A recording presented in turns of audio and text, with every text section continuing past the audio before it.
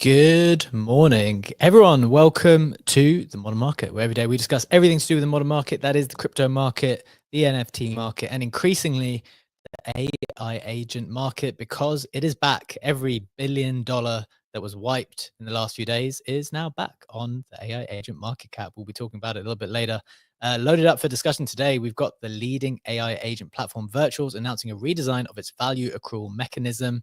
Legendary will be diving into that, as well as in a separate piece of news, AI agents recover aggressively and new launches show strong demand.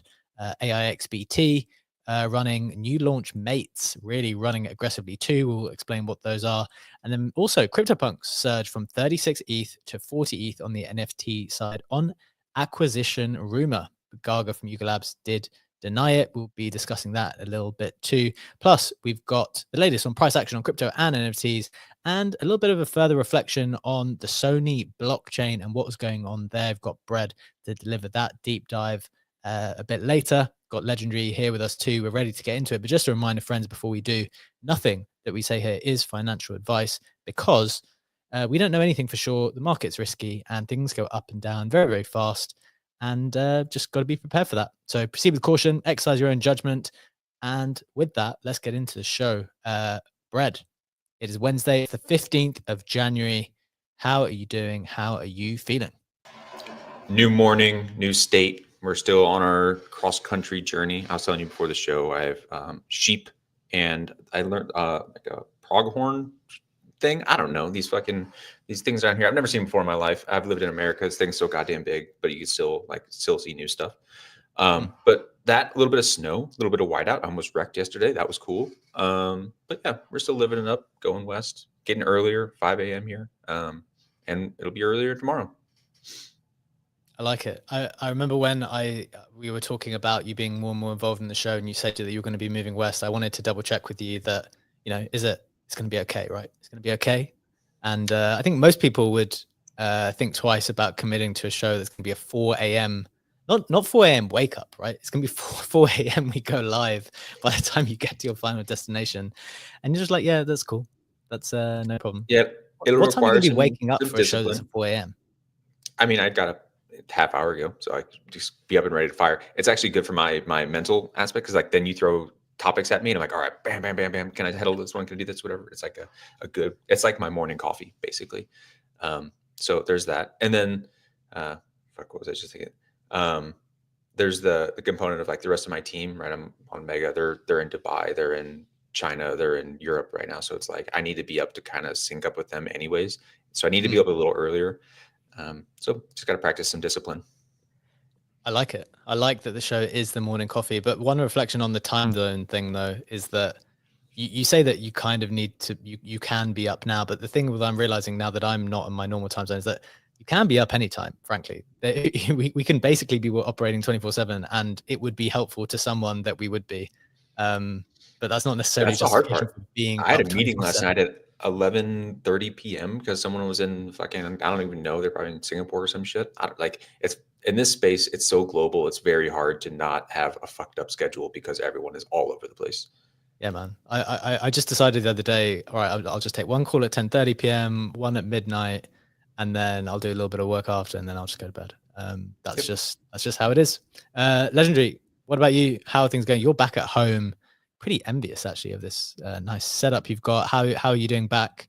How are things your side? Jim. Yeah, and it's a good time zone to host out of. It's 1 p.m. for me. Last year, I hosted I did the math, from 11 countries, from 5 a.m. the earliest to 9 p.m. at latest, with all the travels that have been going on. And I have to say, my favorite one was Tokyo. Japan was the best time zone for that, because you have the entire day. You wake up to late night Eastern time, basically. You can do the trenches with your morning coffee. Then you have the entire day to get shit done. And then you have the spaces in the evening to kind of close off the day. That's been nice. And second favorite is actually the home time zone, because you have this nice divider in AM and PM, and in the middle, you have the show at noon. I like it. What was the earliest one you did? You said you did the show at 5 a.m. once. With Stats out of Colorado. Okay. Yeah, that was when you were staying at Stats' house. I remember that one. That was a good one. It's crazy to think that there's been that many from that many places. I guess they will kind of blur together sometimes, but it is an international show, so we try to do that in a good way. Right, let's get into it, guys. We've got a packed show today, as usual, all kinds of important information to discuss. Let's get straight into it, starting with the price action on the majors. We've got Bitcoin pretty much flat, 96.6K, basically flat. ETH also flat, just under 3.2K. XRP not flat, up 7% at $2.70, up 18.6% on the week. That's obviously outperforming every other asset by a long way. Solana flat at $186. Getting into the meme coin side of things, we've already mentioned as part of the headlines, like the AI stuff's bounced pretty hard, but the rest of the stuff is pretty flat, to be honest. Pepe's down 1%, Pengu's down 4%, Bonk is down 1%, WIF is up 1%, Brett's down 3%, Fartcoin is down 8% as well. A lot of red, to be honest, on this side, apart from the AI agents. You've got AI16Z up 11%. You've got AIXBT up 20%. Basically, if you're an agent, you're doing okay today. ARC is up 35% as well. Obviously, some of these things are not agents. It's like AI agent infrastructure. But that is the very, very clear trend. Apart from Cerebro, which is down 13%. God, the number of red candles that thing put in. It's pretty aggressive. Getting into the headlines themselves, we have Virtuals, the leading AI agent platform, announcing a redesign of its value accrual mechanism. Legendary is going to break that down in more detail in a bit, but the thing to note is that there'll be $40 million of buyback and burns across the ecosystem to return value to ecosystem builders and users. So definitely want to understand what those consequences are. And Legendary will talk about that in a bit. You've got AI agents recovering aggressively across the board. Remember, we said just yesterday or the day before, the AI agent market cap had dropped to 11 billion on, was it 11 billion? 11 billion? 11 billion on Cookie. Am I getting this? How am I getting this wrong? 11 billion on Cookie from 15. And it's straight back up to 15 bill in terms of the full AI agent market cap. So that's pretty good. Legendary will break down some of the new launches and where the strength is in a little bit too.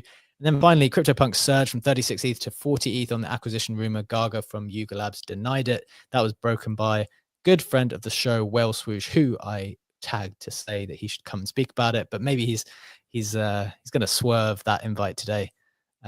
I promised him that I wouldn't ask for the sources, but he's not here anyway. Let's get into the NFT side. Legendary, take it from here. What's going on the NFT side? I think I saw quite a lot of red, actually. Yeah, absolutely. Let's take a look. Pudgy Penguins down 4%, 23.3 ETH floor for them. Accumulated that to a total drawdown of 15% over the last 7 days. Very similar picture for the apes. Apes are down 3.5% over the last 24 hours, 12% over the last week, 14.25 ETH floor for the apes.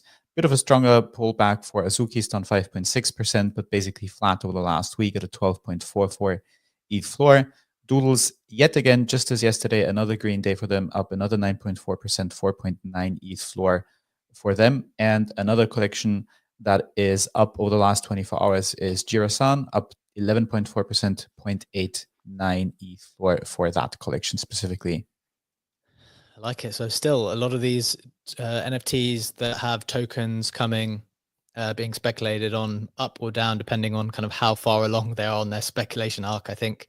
Getting into the Web3 roundup to get up to with everything else that's happened in the space as well. As we noted, XRP is up another 9% in 24 hours. That's 22% in the last week.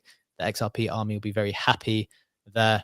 UAE's Sigma Capital launches a $100 million blockchain startup fund. That was reported by Decrypt Media. That's interesting to note. Franklin Templeton published a report on AI agents. That was pretty bullish. Sammy wrote a little summary of it, said it was a great write-up, albeit with a fairly narrow and high-level review of the agentic ecosystem. To be honest, if you're keeping abreast of the AI agent news from Sam, you're probably pretty well covered. Maker approves another $1.1 billion of direct allocation towards Athena's USDE and staked USDE. Athena is becoming a black hole for stablecoins, I think.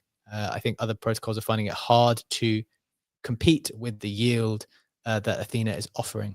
So that is interesting to note. Infinex announces cross-chain swaps live for 1,000 top assets across networks.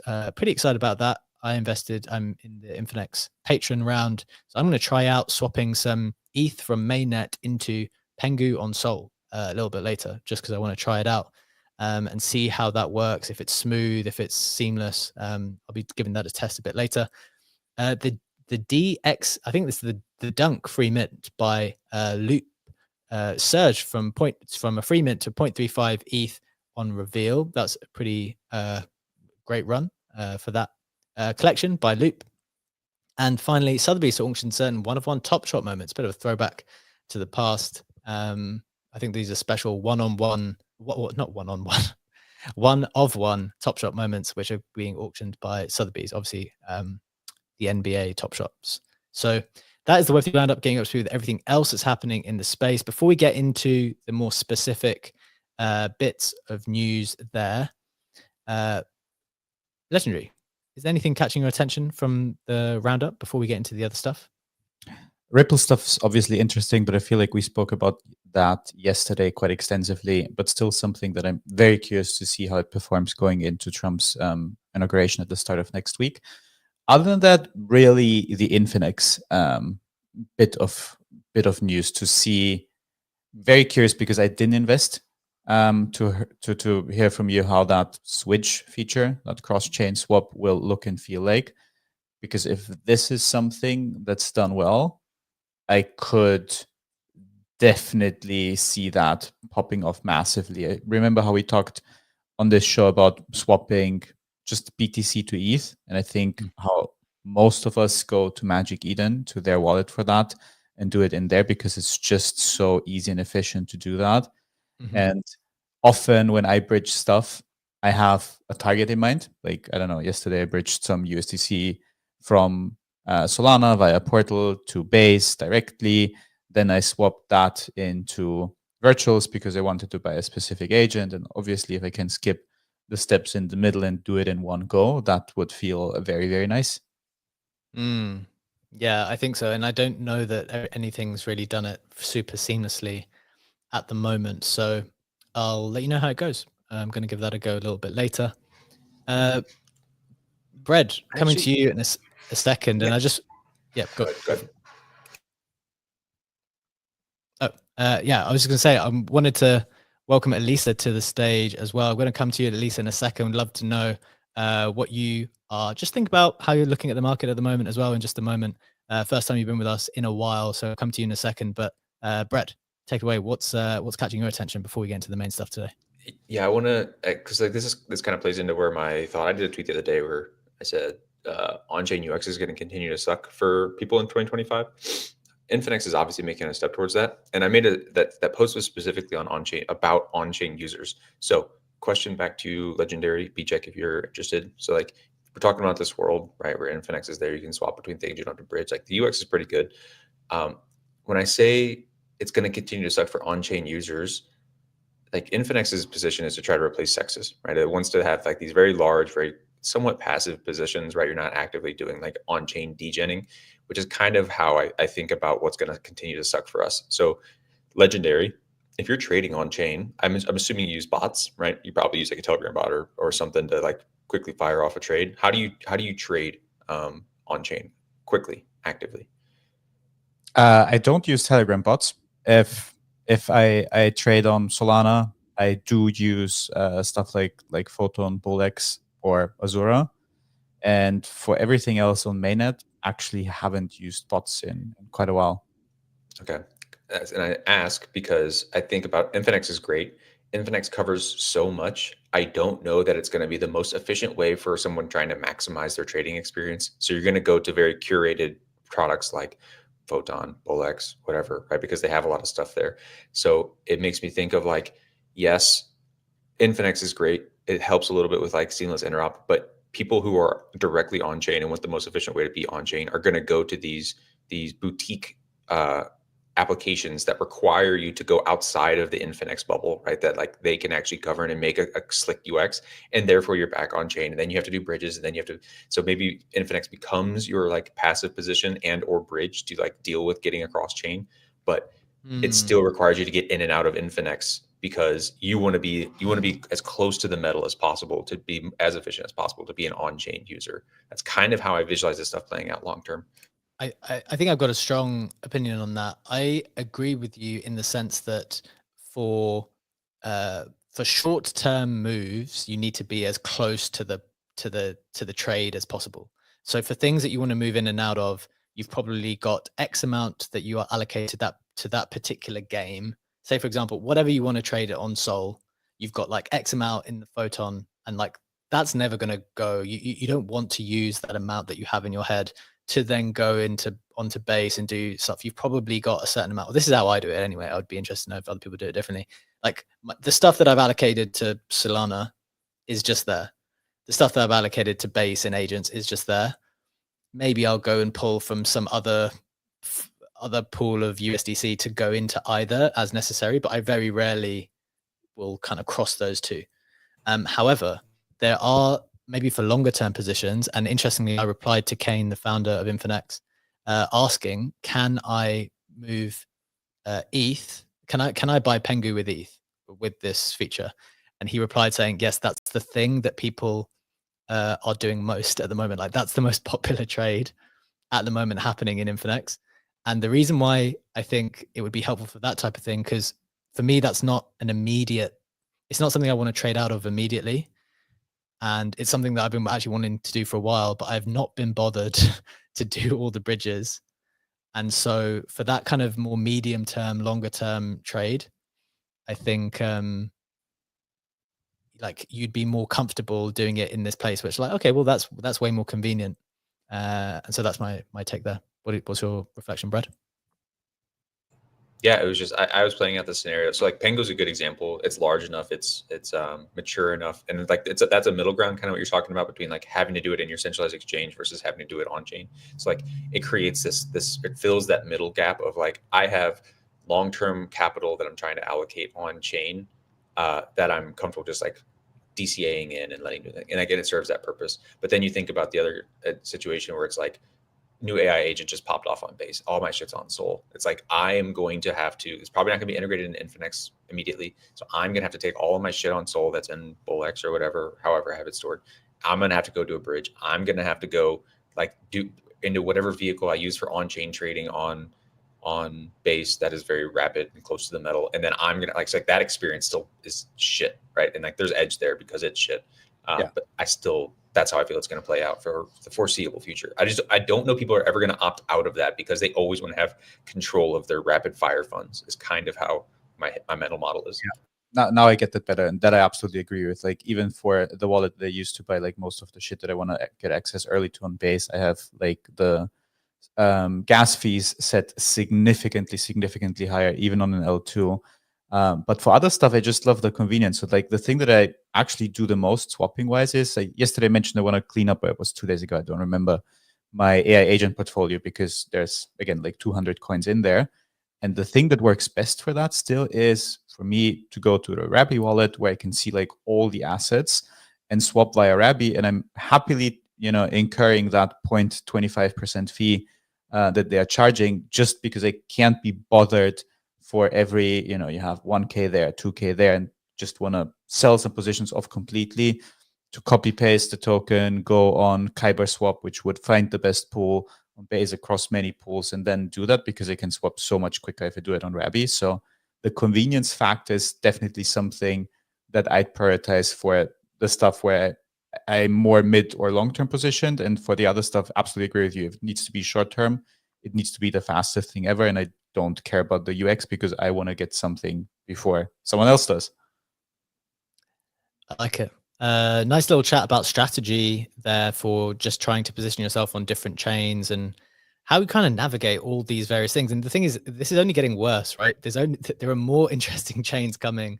Like there's going to be Abstract, there's going to be Mega ETH, there's going to be Bearer Chain. Like figuring out the optimal way to move things between these chains is going to probably give you a real edge if you actually know how to do that. So I think discussing that is actually very helpful in this instance. Before we get into the main stuff, I wanted to welcome Lisa to the stage. I think second time or third time you've been up on stage with us, Lisa. Welcome back. How are you doing? What are you looking at? What's catching your attention at the moment in the market. Hey guys, thank you for having me. I love this show so much, and I love you guys. Yeah, what's catching my attention? Cato, 100%. I've been posting about them a lot. I started kind of, I don't like the word farming. I started kind of being aware of Cato in like mid to late December. And then I've like kind of doubled down recently. I think their TGE is going to do very well. What signals that to me is the fact that it's in between like SocialFi and the AI narratives. Also, just it seems like a very based and experienced team, and they're kind of they've already got like a lot of partnerships, a lot of users. So yeah, definitely very bullish on that. Also, appetite for the NFT. I think current floor price is like 7.2 ETH, so it really shows that people want the token, or at least they're speculating on it. What else? Also, gaming. I think gaming is very, very under the radar right now. So yeah, just always looking out, always kind of keeping an eye on what people are like finding interesting outside of like my gaming niche. So like the traders, But yeah, that's about it. I mean, AI agents, we've been in it for a few months, so like it's nothing very novel. But keeping an eye on virtuals as well. I think a lot of people expressed like concern recently when there was a dip, and just like saying it's a shit platform and stuff. So I think the team is definitely like taking that into account. Today they shipped a big update. So yeah, I'm pretty bullish. I'm actually kind of down on my virtuals investment. I bought like a big bag of like 3.5 billion. So I haven't really been DCAing. I honestly think it's going to go to like, I don't know, maybe 5-10. But yeah, we'll see. Nice. I like it. So 3 important things that you are looking at there. One follow-up, Elisa. I think I've seen you tweeting quite a lot about the abstract ecosystem in general. How are you approaching that? What are you finding most interesting? Is it gaming specifically that you're focused on there, or kind of a little bit of everything? Yeah, always a little bit of everything. Like I'll always try and figure out kind of what's going to pop off in my opinion and like double down on that. But gaming's been doing very well, like the gaming NFTs, or like at least the gaming ecosystems that are going on abstract, they've been gaining a lot of momentum. Like there's a lot of sweeps happening, a lot of floor prices rising, so that's very interesting. Also, just like speculation into abstract has brought a lot of hype back into NFTs, which is also interesting. But I've never been like a diehard NFT person, compared to some of you here. So the gaming side definitely interests me more. Yeah. I like it. Like the swipe at the NFT people as well. I don't know who that is directed at most. Maybe me, to be honest. Legendary, I think, got rid of. Actually, no, it's the swipe at Legendary. You're the one with like thousands of NFTs in your wallet, isn't it, Legendary? Yeah, still way too many of them, unfortunately. It's not a diss. It's not a diss at all. Very quick side story on that. I've been doing taxes, that be over the last couple of months, and my accountant is asking me, dude, on Nifty Gateway, you bought this this artwork by Park for $1. Is that the correct acquisition cost? And I remember, yes, it was the title collection where Park was selling the same cube, the same image, the image of the very same cube at different price points. $1 for the flipper, then the same cube at a $1 million price point, at 10K called the expensive, at 100 or $1,000 called the cheap. I was like, damn, I'm trying to explain stuff like that to my accountant because it's still haunting me from all the way back. You're literally that Pepe meme of like, okay, what if I take the dust from my fart coin and deduct it from my thing, and then I had to transfer a bridge over to whatever. Yeah. I'm actually still going through the same stuff with Friendtech. I get fucked by it because they it's a new contract. It's not an NFT. It's not whatever. So most of the tax firm softwares don't actually track it appropriately. So whether I was buying your key for 1 ETH and sold it for 0.9 ETH, that's a loss, whatever. Like that's the difference.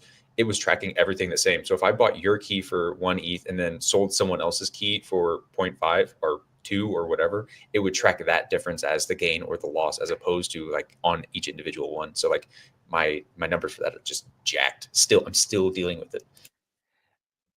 Yeah, we can't get into this tax thing because the pain of trying to do them is just so high that it's too painful. Let's keep it moving then. I think let's just go straight into the headlines then. Now it's already past. So Legendary, I think you're going to go into the virtual stuff first.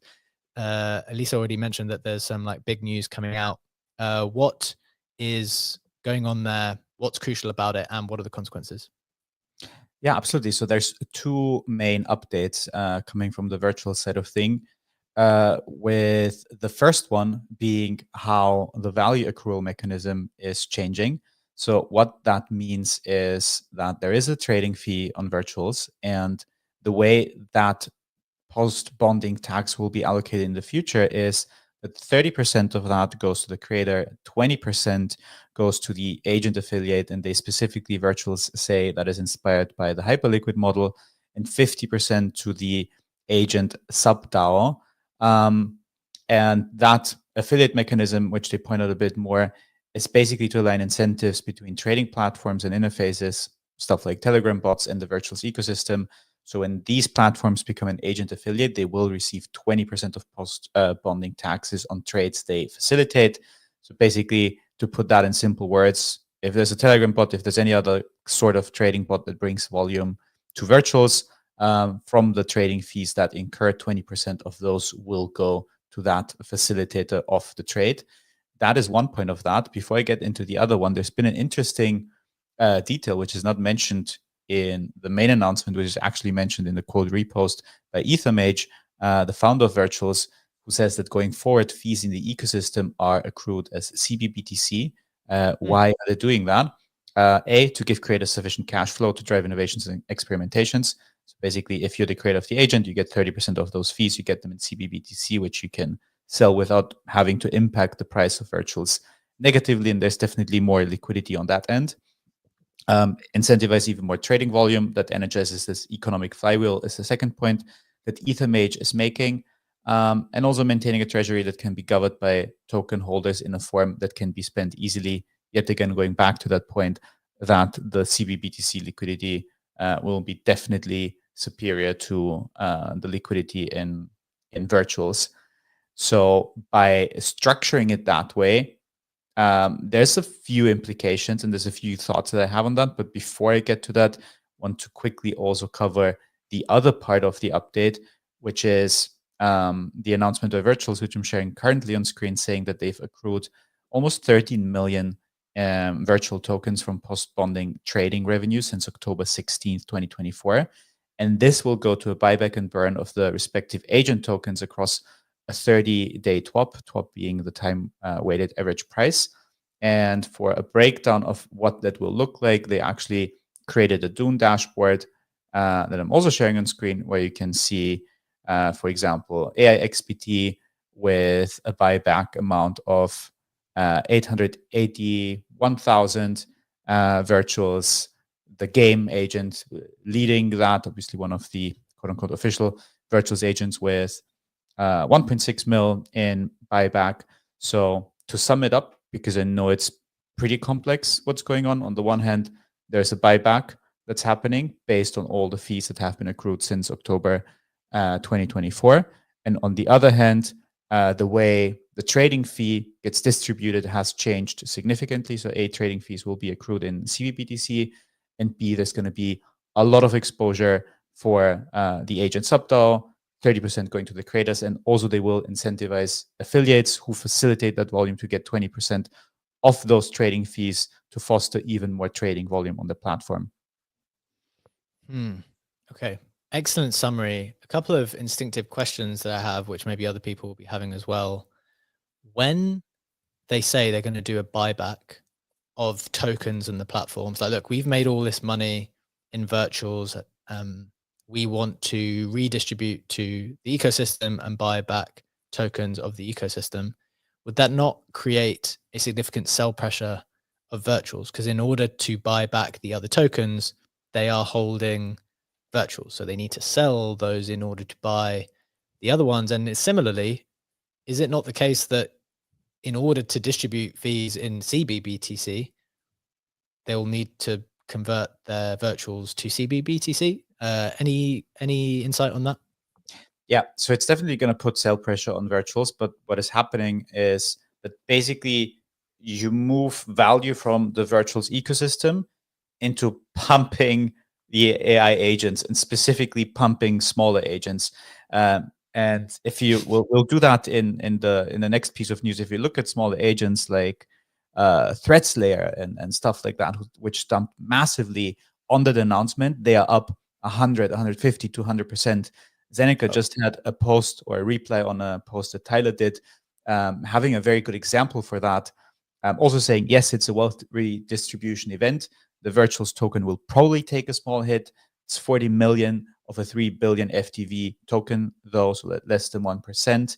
But if you look at an agent like Misato is sitting at 6.3 mil. And if you look at that Dune dashboard that we just brought up, $2 million coming into that. And that is after those tokens have already pumped 100 to 150% over the last 1 to 2 hours.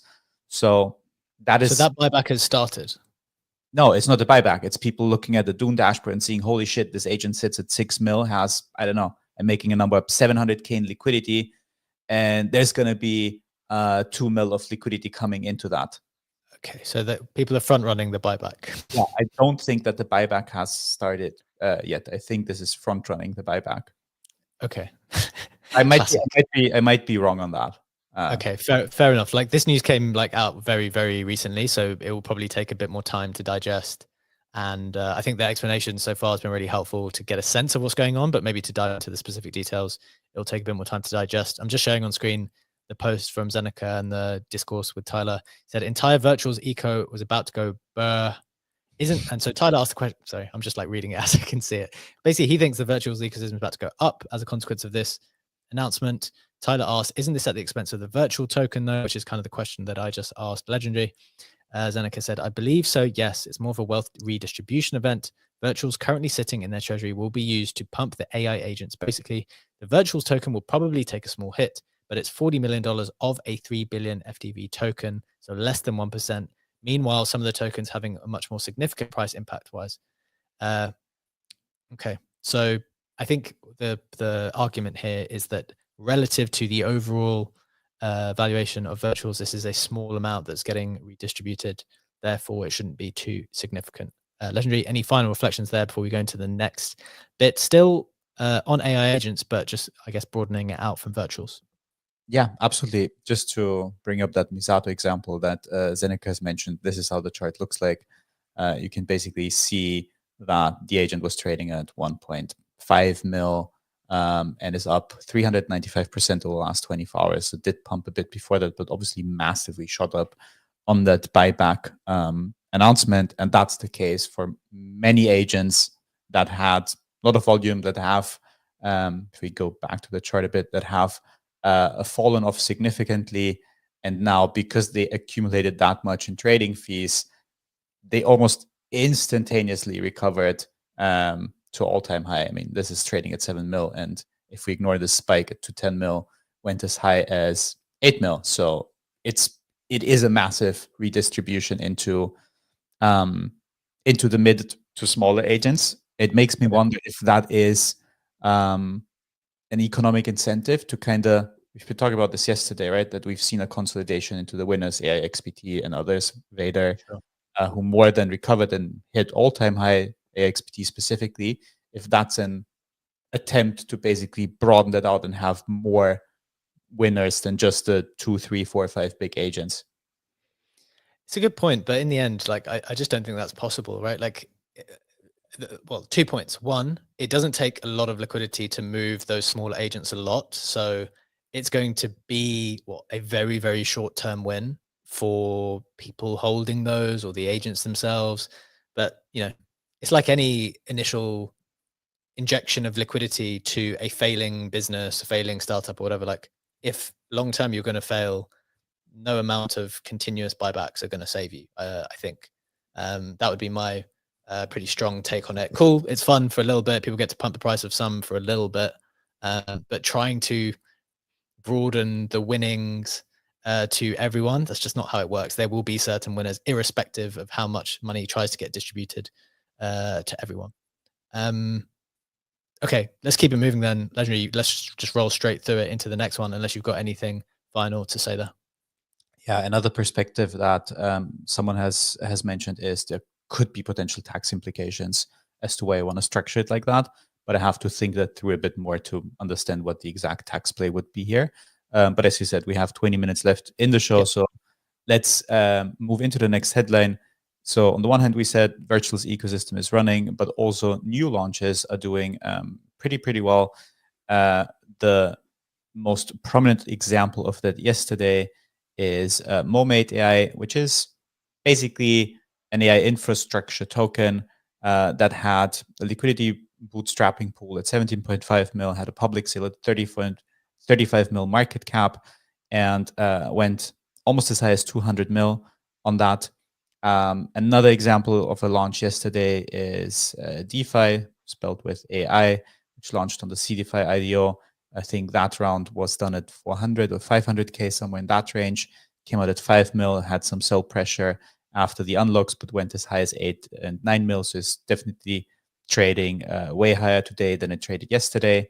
And we've seen a lot of hype also for upcoming DAO launches on both ends, on DAO's Fun as well as DAO's World. Seen some of the upcoming launches on DAO's World receiving 2 to 3K applications over the period of 24 hours. So definitely the case that the interest in new launches is extremely strong. And that is very impressive because it used to be very strong even when the entirety of the AI market was dipping. When AIXBT came out, the AI market, or the agentic market was dipping. And now with AIXBT and others having a massive run in AIXBT, actually going as high as 730-ish mil, hitting all-time high before it corrected down to 670, 680 mil. That price action does not impact the hype that we see for those new launches. So the market right now has appetite for both new AI agents, new DAOs launching, but also for really running the winners up even further. And as you said at the start of the show, we've seen the AI agent market cap, the total market cap dip from 15 to 11 bill, and now being back at those $15 billion. I like it. Great summary of what's going on there. To your point, I saw this post from Crypto Leon, kind of summarizing up from his. I think he's been doing exceptionally well. If you don't know, Leon is this teenager, 16 years old, I think, or maybe 17 now, absolutely crushing it in crypto and crypto content. One of the most enthusiastic, like positive people, just like absolutely going at it in crypto. Pretty incredible for someone so young, but he's been doing a lot on the AI DAO stuff as well, or being able to get a bunch of whitelists. This was his tweet, which I'm showing on screen as well. If you're watching in, he said, AI DAOs are making me 5 figures each week. That's pretty good for a youngster.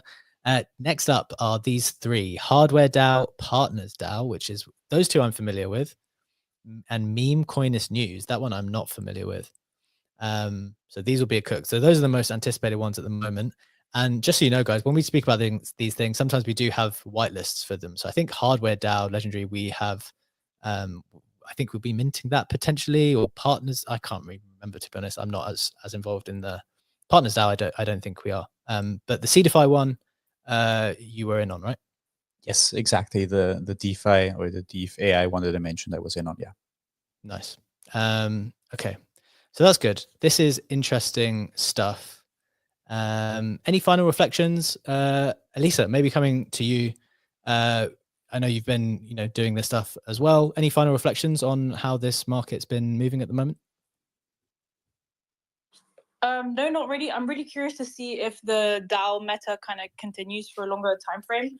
I don't remember exactly who wrote it. I think it's like Flower or something, but someone wrote an article that it's somewhere on my page. I quoted it, and it was kind of analyzing like meta cycles in crypto, and I definitely think that for the virtuals ecosystem, at least, we're like in the third and final leg.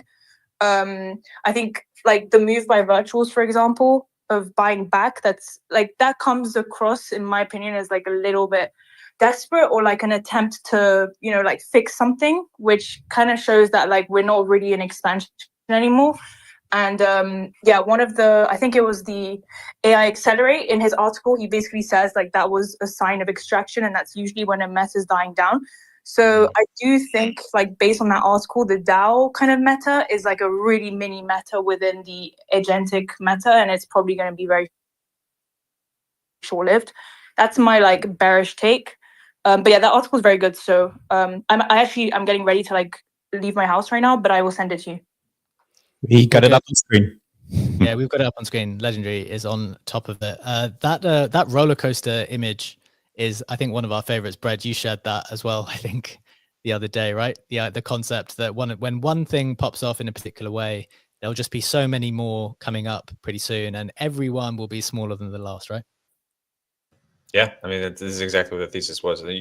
Crypto Leon's thing is a perfect example of like, oh, you missed the last one. Here's the next one. Oh my God. And like you saw this pop off every single, and then like people are going to chase themselves down this thing. Like he's saying 5 figures a week across 5 different things, right?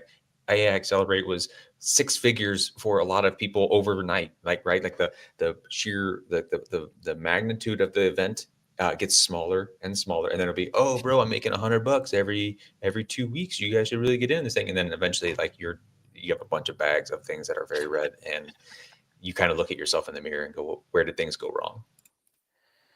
That is how it goes sometimes. Look, that's a great discussion. Appreciate the various takes here. So basically it feels like it's still popping off. The DAO thing is definitely highly coveted at the moment. That's just where we are. And yeah, we'll see how it goes. I think we've covered that pretty well and comprehensively. Let's keep it moving then, maybe to the final headline of the day, going to Brad here to set up, just to get people up to speed with what's going on with CryptoPunks IP. What's going on, Brad? Should we be concerned, not concerned, happy, sad? What's going on? Is it going to be sold or not?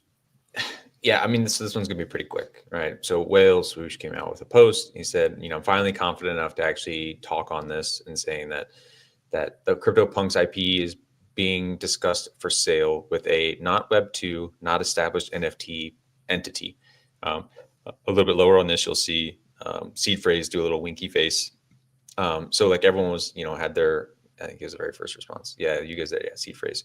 So like that gives some indication that like, oh my God, something's actually happening. Seed Phrase being the owner of the 7-Trait Punk, the only 7-Trait Punk. So he's been in the space for a long time. He does a lot of investments and a lot of other stuff. Ultimately, though, it was dispelled pretty quickly. Garga stepped forward, just said like, dude, it's not happening. A lot of people approach us for the IP. The only people that we would actually give the IP to are people who would commit to us that they would do nothing with it. It's like, we have no intentions of selling it. We have no intentions of actually doing anything with it. It's just, it would have to be extremely plus EV for the brand itself, not even for us.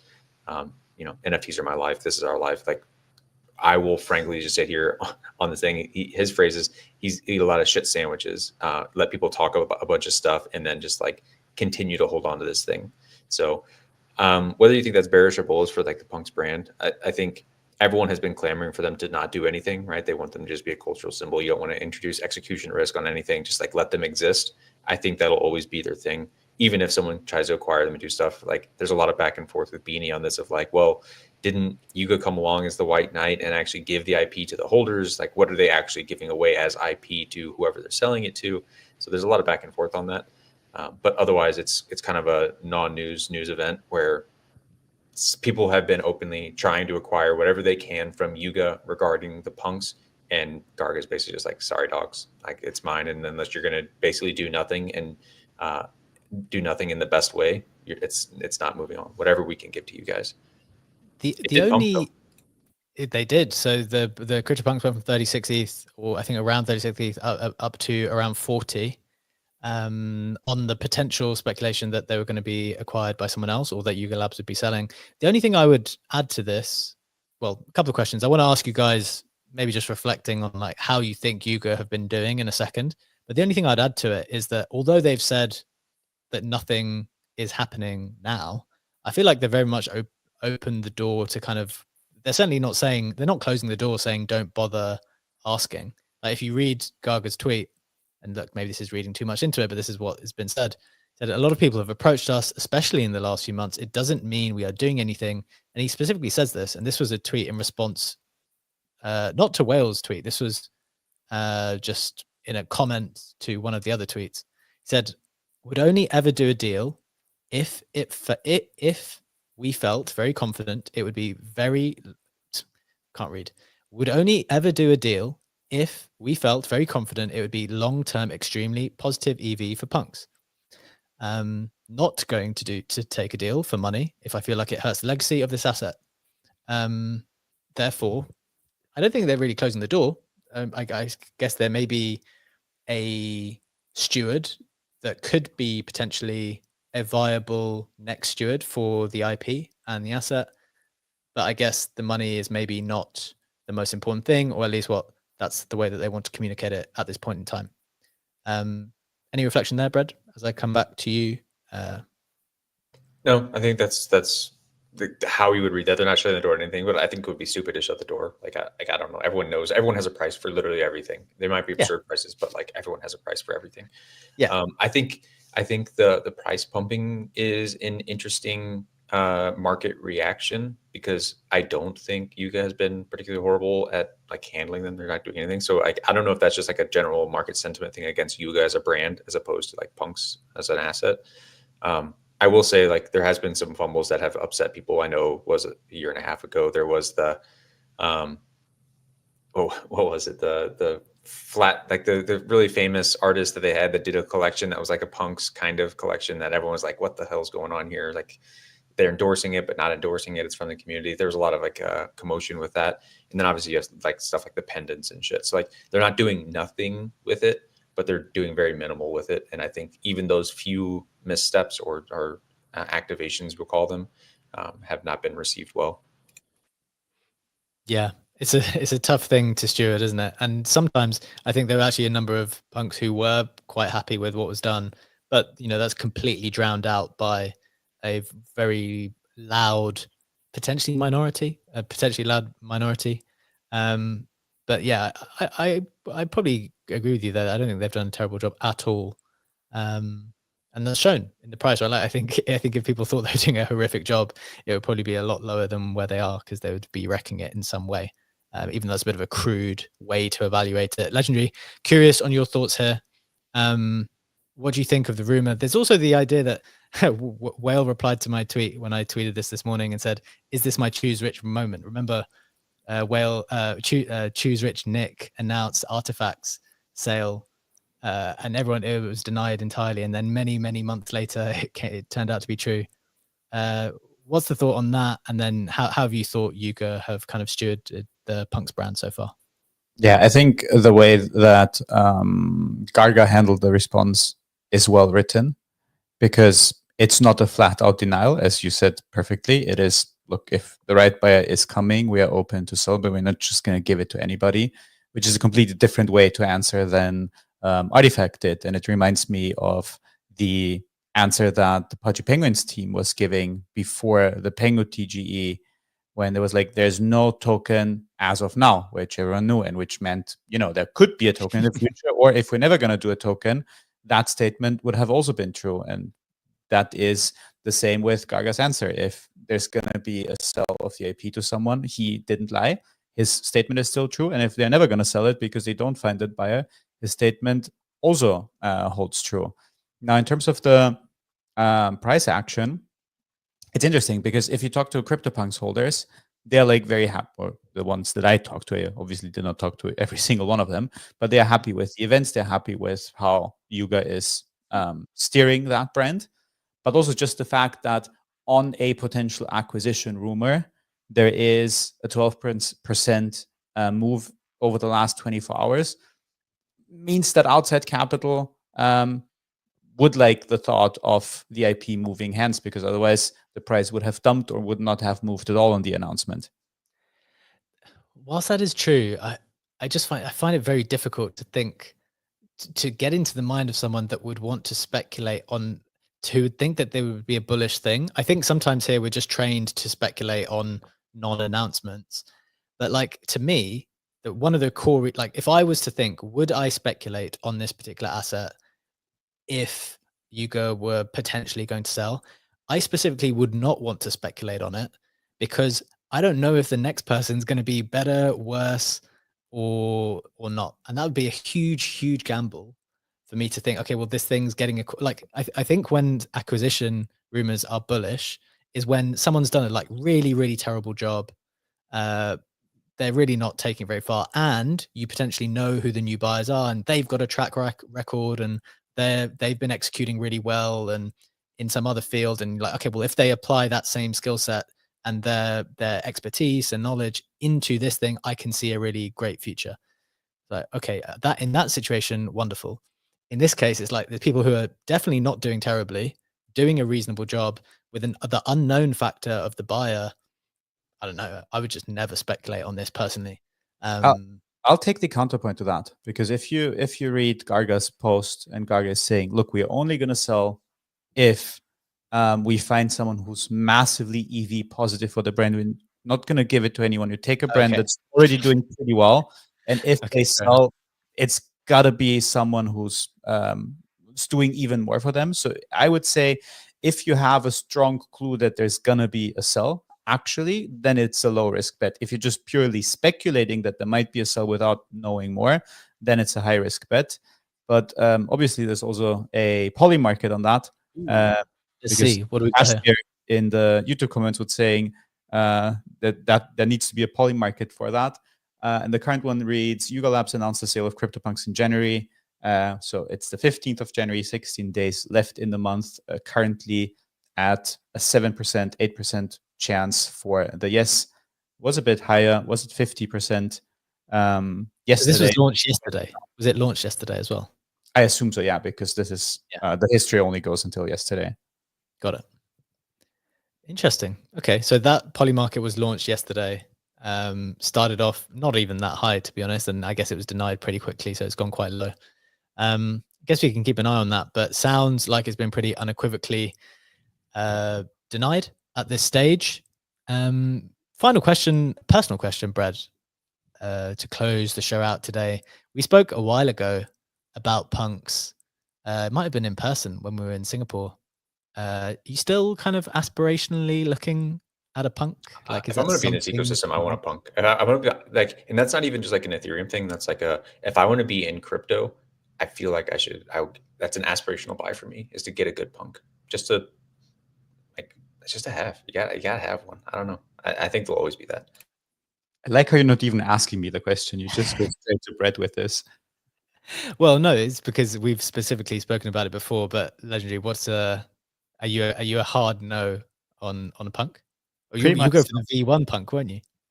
Yeah, I mean the V1 punks I like, but I don't know. Special fetish for the V1 punks. Kinda, yeah. But I don't have that aspiration to buy a V2 punk. I just a regular punk, because I don't know. It feels not really productive as an asset. Like, I absolutely understand the cultural significance and that Brett is not buying it as a productive asset. But that, and the fact that buying NFTs for me is a tax event as opposed to just, swapping tokens, makes it a hard no for me at the moment. As usual, like we said on yesterday's show, when you really want to get into the details of why the transactions are taking place in the way that they are, why people are making the business decisions the way they are, dig a bit deeper, you'll find tax at the bottom of all the answers. Look, guys, that is the end of today's show. Just a reminder, we do this every single day, Monday to Friday at 7 a.m. Eastern time for 1 hour. We're live on X video, and YouTube as well, if you would prefer to view the stuff. And you can catch us on Apple and Spotify podcasts as well, if you prefer to catch up on the media in that way. Have a wonderful day. Thank you so much for joining us. As always, we'll be back with you tomorrow. Take care, and we'll see you tomorrow. Bye-bye.